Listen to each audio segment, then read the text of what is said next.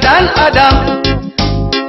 Da a duniya nan babu wanda ya rage.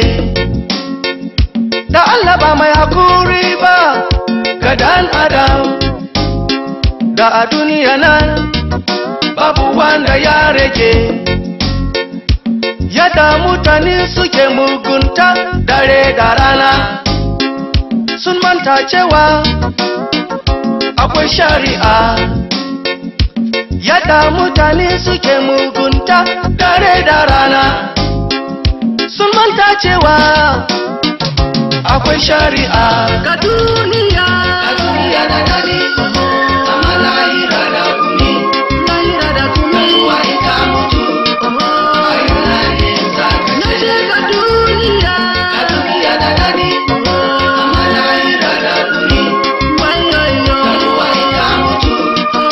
Ayyuna ne za ka ce. Saboda rashin tsoron Allah ne a zamani na, kashe mutum yau ya zama kamar shan fiye wata.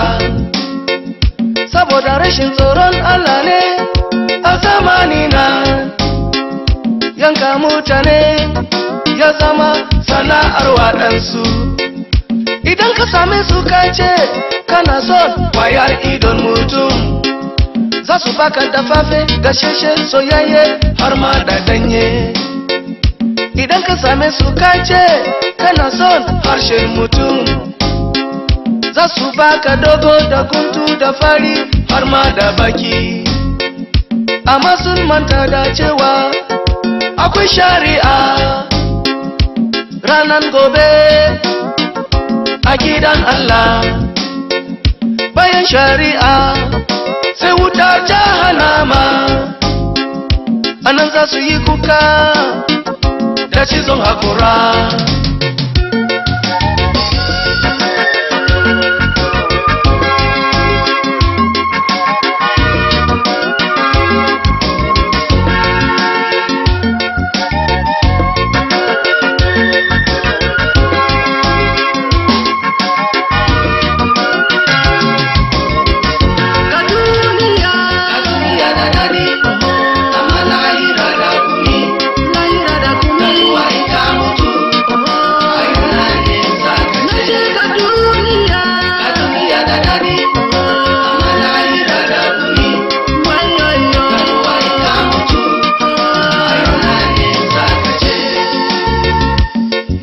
Da mata zan gama jawabina, amma kaminan ga wata labari.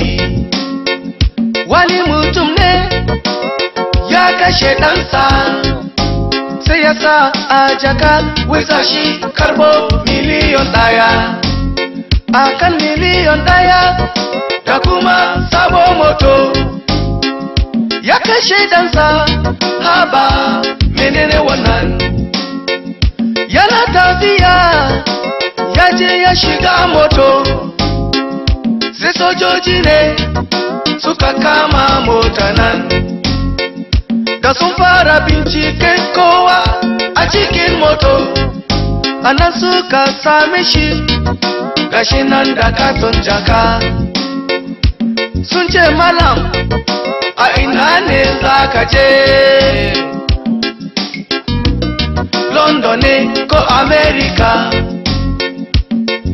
To kai kuma menene a jakan nan? Sai ka bude mu ma mu gani. Da ya bude abin mamaki, sai ga kyakkyawan yaro mai misali shekaru 3. A cikin jakan ga wannan ya hada su ba. Anan sun kama shi sun tafi da shi. Shi yasa na ce da Allah ba mai hakuri ba. Da a duniya nan babu wanda ya rage.